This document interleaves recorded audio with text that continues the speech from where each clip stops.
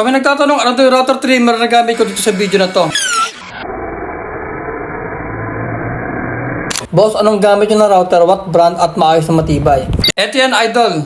800 watts na Palm router trimmer. Andyan sa yellow basket. Ang nagustuhan ko sa router trimmer na to is copper winding na yung loob. At aluminum case na siya rito. Ito, aluminum case. Meron kasi mga router trimmer na plastic pa tong pinaka-aluminum casing niya. Meron ako dating nabili na plastic casing pa. Medyo flimsy siya hawakan, tapos madali mong maramdaman pag umiinit na. So, nireturn ko siya, bumili ako nito. Halos kasing presyo lang siya nito. So, nakasulit ako doon. Yung mga ganitong klaseng OEM na power tool, sulit na to. Heavy duty na to para sa DIYer. Pero kung contractor ka, mas maganda bumili ka pa rin ng mga branded, no? Kagaya ng Bosch, Makita, Milwaukee, DeWalt, ganyan, or DCA.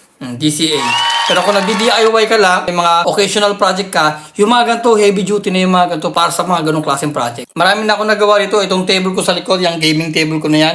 Ito na yung ginamit ko yan, yung cabinet ko. Kahit yung toolboard ko na nasa likod, ito na yung ginamit ko dyan. So kung nagkahanap ka ng sulit na Palm router, i-check mo dyan sa comment section below.